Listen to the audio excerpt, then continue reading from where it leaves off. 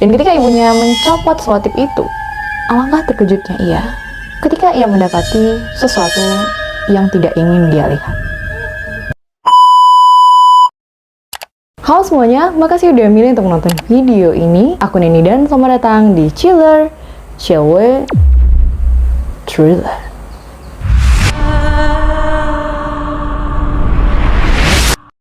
Apa kabar kawan-kawan? Semoga kalian sehat selalu. Di episode kali ini aku akan menceritakan tentang kisah yang terjadi pada tahun 1998 di Jacksonville, Florida, di mana ada seorang gadis kecil yang dinyatakan hilang, namun kemudian ditemukan dalam keadaan yang sangat buruk. Seperti apa kisah lengkapnya? Tanpa babi bu, ini dia The Story.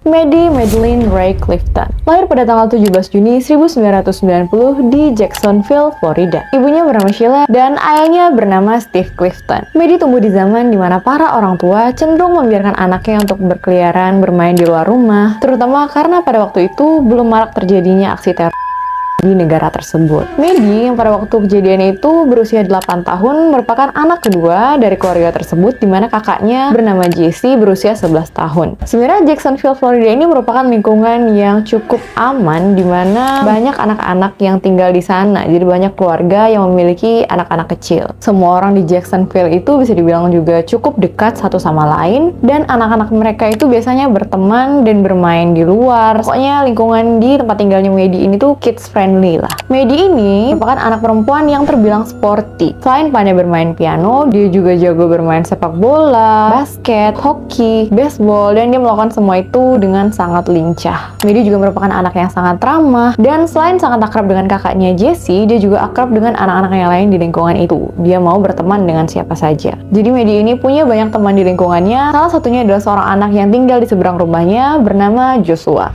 Joshua Earl Patrick Phillips merupakan seorang anak laki-laki berusia 14 tahun. Anak yang akrab disapa Josh ini lahir pada tanggal 17 Maret 1984 di Allentown, Pennsylvania. Dia merupakan anak tunggal dari pasangan suami istri, di mana ibunya bernama Melissa atau Missy dan ayahnya bernama Steve Phillips. Jadi ayahnya Josh sama ayahnya Maddie itu sama-sama Steve. Steve Phillips, Steve Clifton. Josh ini sebenarnya tidak memiliki masa kecil yang cukup baik, di mana ayahnya ini memiliki temperamen yang cukup buruk dan tidak terlalu menghabiskan waktu bersama Josh, sehingga Josh ini lebih dekat kepada ibunya. Josh digambarkan sebagai anak laki-laki yang pendiam namun lucu, dan Josh sangat patuh kepada ayahnya, atau lebih tepatnya takut, sehingga tidak ingin membuat ayahnya marah. Awalnya keluarga Josh tinggal di tempat kelahirannya Josh, yaitu di Allentown, Pennsylvania. Namun kemudian pada akhir tahun 1990 mereka sekeluarga pindah ke Jacksonville, tempat di mana keluarga kecil Maddie tinggal. Di tempat barunya ini, Josh yang pendiam dengan cepat bisa menjadi akrab dengan Maddie dan juga Jessie.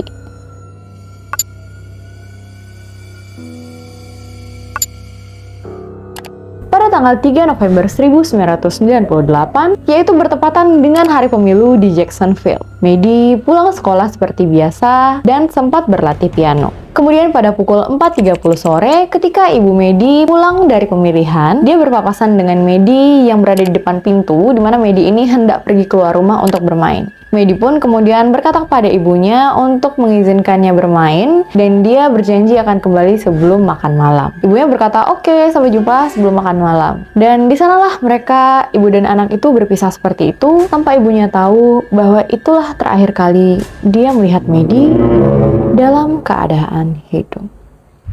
Pada pukul 6.20, ketika waktu makan malam tiba, Sheila, ibu Maddie, merasa ada sesuatu yang janggal dan tidak biasa, di mana Maddie belum juga pulang ke rumah. Karena keluarga kecil ini punya semacam aturan tidak tertulis, di mana mereka semua boleh bermain sepuasnya, tapi harus berkumpul di jam makan malam. Dan mereka tidak pernah membantah dari peraturan itu. Sheila pun kemudian keluar rumah dan meneriakkan nama Maddie di lingkungan tersebut. Dia bahkan meminta anaknya Jessie untuk mencari sang adik. Dengan menggunakan sepedanya, Jessie mencari Maddie ke rumah-rumah tetangga. Dia berharap adiknya hanya bermain dan sedang lupa waktu saja. Setelah semua usaha yang mereka lakukan, sayangnya Maddie tidak juga dapat ditemukan, dan Sheila, ibunya Maddie, pun kemudian memutuskan untuk menghubungi 911. Jacksonville 911. Yes, sir. Hi. This is. I went out to play this afternoon. I thought she was with and now she's missing. How old is she? She's 8 years old, Where was she playing at around the house? right around the house here. Is she a white female or a Yes, black female? she's a white female. What did she have on when she left? She had on a red t-shirt. Seperti aku bilang tadi, masyarakat di sini itu solid. Jadi begitu mendengar kabar bahwa Maddie ini hilang, mereka semua turun ke jalan dengan menggunakan senter mereka di malam itu. Mereka mencari Maddie yang terakhir kali terlihat menggunakan baju berwarna merah bertuliskan YMCA yang bertuliskan namanya di belakang punggungnya, Maddie gitu. Ada banyak orang yang turun ke jalan dan pada waktu itu Josh, anak yang tadi aku ceritakan, melihat keadaan ini dan bertanya kepada ibunya Maddie apa yang sedang terjadi. Sheila, ibu Maddie, menjelaskan keadaannya kepada Josh dan Josh pun kemudian ikut berusaha untuk mencari Maddie dengan membagikan selebaran yang berisi foto Maddie. Nah tadi kan aku bilang yang mencari Maddie ini ada banyak, bahkan saking banyaknya polisi sempat menghentikan pencarian di mana orang-orang ini diminta untuk tetap tenang dan menunggu di rumah mereka. Hal ini polisi lakukan karena takut akan ada banyak bukti yang terinjak-injak oleh kerumunan tersebut. Awalnya, polisi sempat mencurigai seorang pelaku kejahatan yang pernah berurusan dengan polisi akibat kasus penyerangan, di mana laki-laki ini bernama Larry Grisham. Meskipun entah kenapa Larry ini gagal pada saat tes kebohongan, akan tetapi Larry ini memiliki alibi yang kuat di saat Maddie dinyatakan menghilang. Jadi pada saat Maddie menghilang, ada orang yang bersaksi bahwa Larry sedang bersama mereka. Pencarian kemudian dilanjutkan dengan mengesampingkan Larry. Di waktu yang bersamaan, keluarga Maddie yang sempat menawarkan reward sebesar $50.000 mulai menaikkan reward mereka menjadi $100.000 bagi siapapun yang dapat menemukan buah hati mereka. Tidak ada hasil yang berarti sampai pada suatu ketika, 7 hari kemudian, sesuatu yang besar terjadi.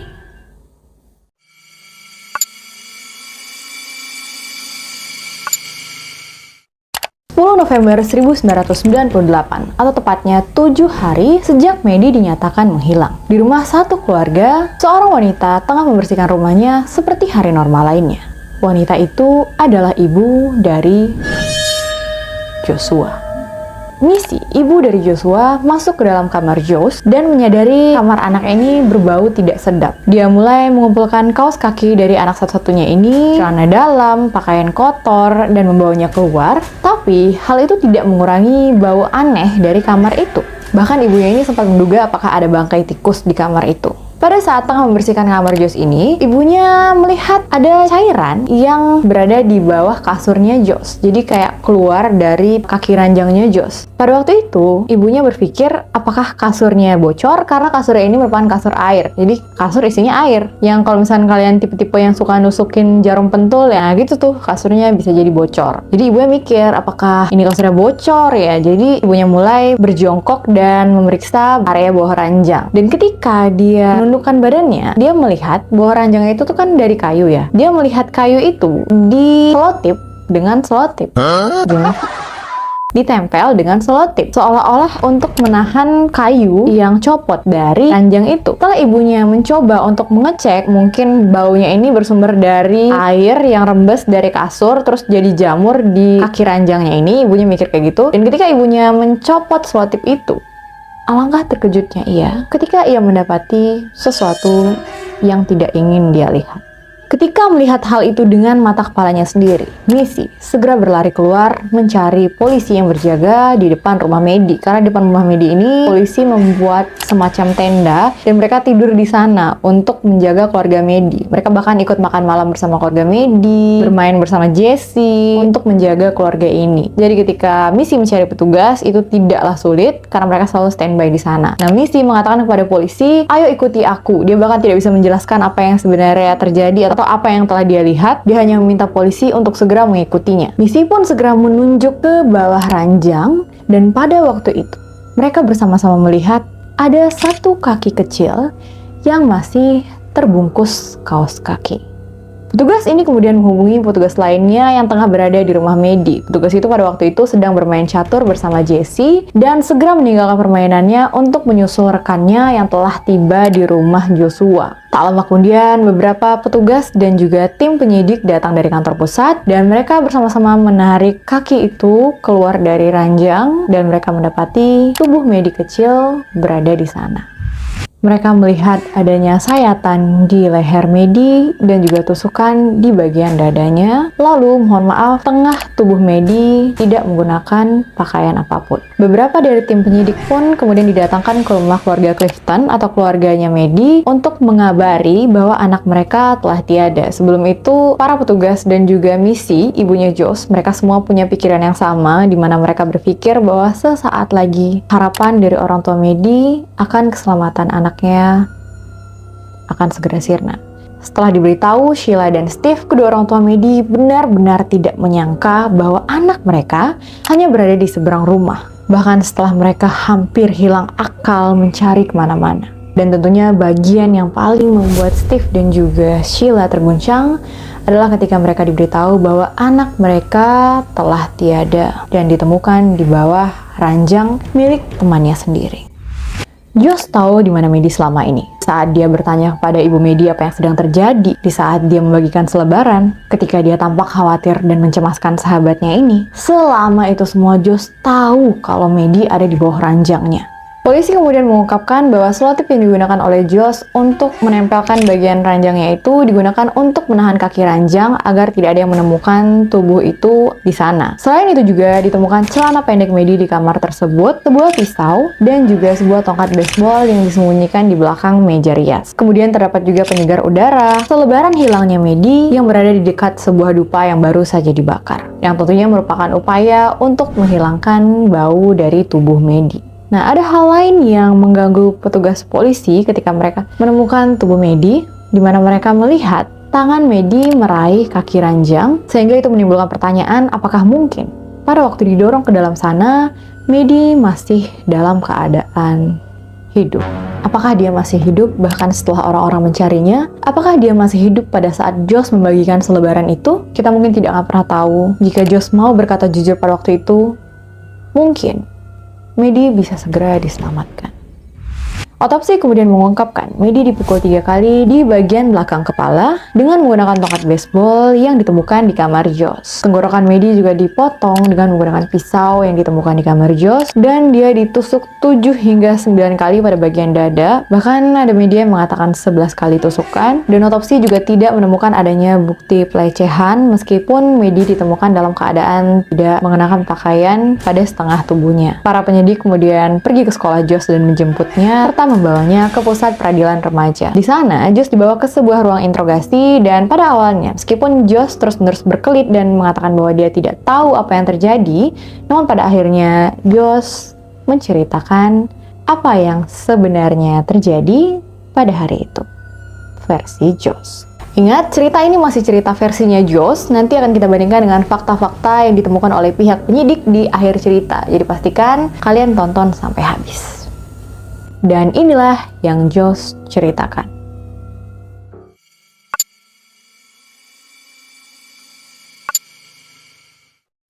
Kita kembali ke 3 November 1998. Pada waktu itu, Josh sedang sendirian di rumah tanpa adanya ibu dan juga ayahnya. Ayahnya berpesan kepadanya tidak boleh membawa siapapun ke rumah, terutama anak-anak perempuan yang umurnya di bawah Josh. Itu semacam peraturan dari ayahnya.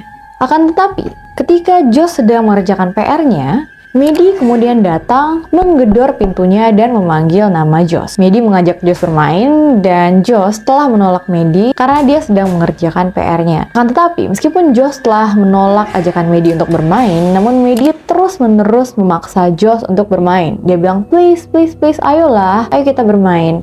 Dan pada akhirnya, Josh bilang, oke, kita main sebentar aja ya. Josh pun keluar rumah dan mereka mulai bermain baseball. Dan pada suatu ketika, pada saat Josh memukul bola baseball, bola itu terkena ke salah satu mata Maddie. Matanya pun kemudian berdarah dan Maddie menangis sekencang-kencangnya. Josh yang panik kemudian meminta Maddie untuk tenang, namun Maddie tetap tidak mau diam. Josh kemudian menyeret tubuh Maddie ke dalam rumah dan terus memintanya untuk tetap diam. Akan tetapi yang ada Maddie malah semakin menjerit dan itu membuat Josh kewalahan. Josh kemudian menyeret Maddie lagi ke kamarnya yang berada di lantai 2 dan memukul kepalanya sebanyak 3 kali dengan bola baseball baseball sebagai usaha untuk mendiamkannya. Tak lama kemudian, dia mendengar suara langkah kaki ayahnya yang pulang ke rumah. Josh kemudian panik dan mendorong tubuh Maddie ke bawah ranjangnya. Pada waktu itu, dia segera turun ke lantai 1 dan bertemu ayahnya serta menyapa ayahnya seperti anak yang baik. Setelah itu, dia kembali masuk ke kamarnya dan mendengar suara rintihan Maddie yang terdengar lirih, kayak suara itu kecil gitu. Tapi dia takut kalau ayahnya masuk ke kamarnya dan mendengar suara itu, dia akan ketahuan telah membawa anak lain masuk ke rumahnya ketika ayahnya tidak ada. Jadi dengan cepat, Josh memutuskan untuk menarik lagi tubuh Maddie keluar dari ranjangnya dan menusuk dadanya sebanyak sekitar 9 kali serta menyayat lehernya. Setelah itu, dia mendorong lagi tubuh Maddie di sana, menutup bagian ranjangnya dengan selotip, dan begitulah waktu berjalan hingga akhirnya tubuh Maddie ditemukan oleh Missy, ibu Josh. Kemudian banyak orang bertanya-tanya, bagaimanakah selama ini Josh tidur? Apakah Josh benar-benar tidur di ranjang di mana dia tahu di bawah ranjang itu ada tubuh Maddie yang sudah tidak bernyawa? Dan jawabannya sama mengerikannya dengan pertanyaan yang tadi kita lontarkan. Iya, Josh benar-benar tidur di ranjang itu dan dia tahu ada Maddie di sana. Beberapa komunitas yang menjadi sukarelawan dalam proses pencarian Maddie selama ini juga sangat kaget karena mereka selama ini sangat dibantu oleh Josh dalam mencari Maddie. Josh ikut memberikan selebaran, Josh ikut mencari kesana kemari, Josh ikut mencari ke rumah-rumah dan membantu komunitas itu memberikan informasi-informasi mengenai Maddie. Tapi meskipun Josh ini adalah anak yang baik kata orang-orang, namun polisi tentu saja merasa aneh dengan cerita versi Josh ini, terutama karena ketika ditanyakan mengenai kenapa Maddie tidak menggunakan celana, bahkan celana dalam, Josh menjawab bahwa celananya terlepas pada saat dia menyeret tubuh Maddie. Orang-orang juga bertanya-tanya keluarga Josh bagaimana bisa mereka tidak mencium bau apapun dari rumah mereka sendiri. Namun Missy, ibu dari Josh, menjelaskan bahwa memang tidak ada yang mencurigakan dari rumah tersebut. Kecuali ketika dia mengingat-ingat lagi bahwa Josh terlihat sangat pendiam di saat Maddie dinyatakan menghilang, namun Missy hanya menduga mungkin Josh sedang khawatir karena teman dekatnya menghilang. Dan Josh tetap mempertahankan skenario di mana dia memukul Maddie karena dia takut ayahnya tahu dia membawa anak lain ke rumahnya. Ketika persidangan dimulai, tim pembela hukum Josh bersikeras bahwa kasus ini merupakan kasus pembunuhan tidak disengaja. Tetapi penuntut tidak dapat membenarkan hal itu, di mana mereka menunjukkan bukti-bukti bahwa kasus ini lebih dari sekedar kejahatan yang tidak direncanakan. Di mana otopsi yang dilakukan kepada tubuh Maddie tidak menemukan adanya memar di bagian mata, seperti yang dibilang oleh Josh tadi, mata Maddie kena bola golf dan berdarah, dan bahkan tidak ada bukti sama sekali yang menunjukkan bahwa mereka ini pernah bermain baseball pada hari itu. Lalu poin selanjutnya adalah Josh mengatakan bahwa dia menyeret tubuh Maddie ke dalam rumah, namun tidak ditemukan adanya pasir atau kotoran di tubuh Maddie yang mengindikasikan dia telah diseret ke dalam rumah dari luar. Dan lebih jauh lagi, tidak ada darah dimanapun di rumah itu, di halaman, di dalam ruang tamu, kecuali di dalam kamar Josh. Pada akhirnya persidangan hanya memakan waktu sekitar 3 hari lamanya, dan juri memutuskan untuk memvonis Josh atas kejahatan tingkat pertama ataupun kejahatan yang telah direncanakan, dan dia dihukum untuk menghabiskan seluruh sisa hidupnya di dalam penjara tanpa adanya kemungkinan pembebasan bersyarat. Di balik jeruji besi, Josh tumbuh dewasa dan masih menolak untuk memberikan kebenaran tentang apa yang terjadi pada hari itu. Kemudian pada tahun 2018, Josh membacakan surat yang ditujukan kepada orang tua Maddie untuk menyampaikan permintaan maafnya. As I've grown up, I have learned the value of life. I wish to God that I could have known this or understood it when I was 14. Had I then, none of this would have come about. I had no clue what life meant. Nah, meskipun Josh ini terlihat beberapa kali menangis sepanjang membacakan surat permohonan maafnya, namun Josh ini tidak terlihat menunjukkan penyesalan yang tulus. Bahkan tindakannya itu bisa jadi adalah usahanya untuk mendapatkan keringanan hukum. Sepanjang pembacaan surat tersebut, kita dapat melihat bahwa Josh ini berorientasi kepada dirinya sendiri. Dia bilang, saya berharap kepada Tuhan bahwa saya mengerti tentang apa yang saya lakukan. Saya tidak tahu arti hidup, saya sudah dewasa, bla bla bla bla. Semuanya saya. Dia lebih memikirkan penderitaannya, dan dia lebih meminta maaf kepada dirinya. Dia minta maaf kepada dirinya yang dewasa tentang apa yang dilakukan oleh dirinya yang kecil dulu gitu. Dan ini merupakan ciri-ciri dari sifat narsistik, di mana orang yang mempunyai sifat ini ini hanya memikirkan segala sesuatu tentang dirinya. Dia nggak peduli sama orang lain, pokoknya ini semua tentang dia gitu. Nah sekarang mungkin ceritanya kelihatan udah selesai, namun sebenarnya ada fakta-fakta yang didapatkan dari kasus ini.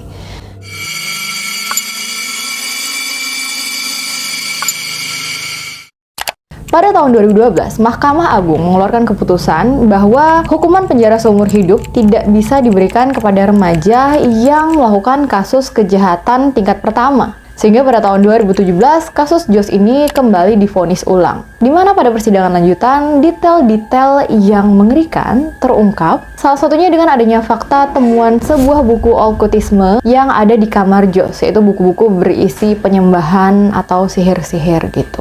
Selain itu terungkap juga fakta lain bahwa Josh ini melihat konten dewasa hanya setengah jam sebelum Maddie kehilangan nyawanya.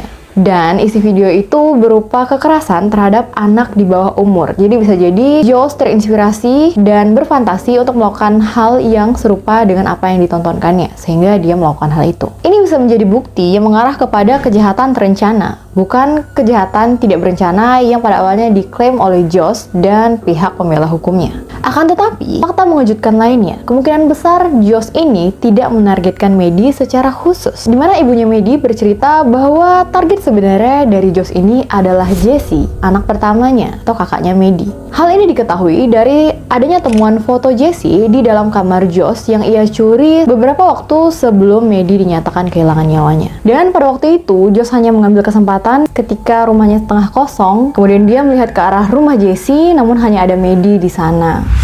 Nah, itulah di akhir dari cerita ini. Sampai pada hari ini, Josh masih menjalani hukumannya, yaitu sudah 25 tahun sejak dia dikurung, di penjara. Dan berarti umurnya sekarang 38.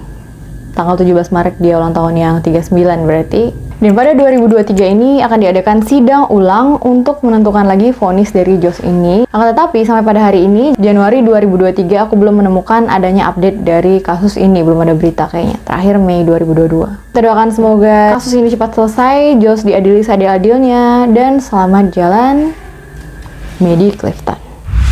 Itulah semua yang aku dapatkan dari kasus ini. Aku berharap kita semua selalu berhati-hati dalam menjaga anak-anak kita. Meskipun kita senang anak-anak kita bisa mengeksplor di usianya yang masih sangat muda ini, bisa bermain, bisa belajar, bisa berteman. Namun jangan lupa untuk selalu menjaga dan memantau mereka. Segitu dulu video ini. Aku minta maaf bila ada kesalahan dalam penyampaian atau dari caraku menyimpulkan materi yang aku dapatkan. Semua ini hanya aku dapatkan dari media yang beredar aja kawan-kawan. Jangan lupa like, subscribe, dan nyalakan juga notifikasi biar kalian tahu kalau aku upload video baru, dan share ke teman-teman kalian yang suka cerita-cerita kriminal. Kasih tahu aku juga apabila ada cerita thriller tentu yang kalian mau aku bahas. Video ini dibuat apa adanya maksud untuk menginspirasi tindak kriminal, menakuti atau membuka aib siapapun, tetapi untuk dijadikan bahan pembelajaran bagi kita semua agar lebih waspada dalam menjaga diri sendiri maupun orang tercinta. Sampai jumpa di video yang lainnya. Bye!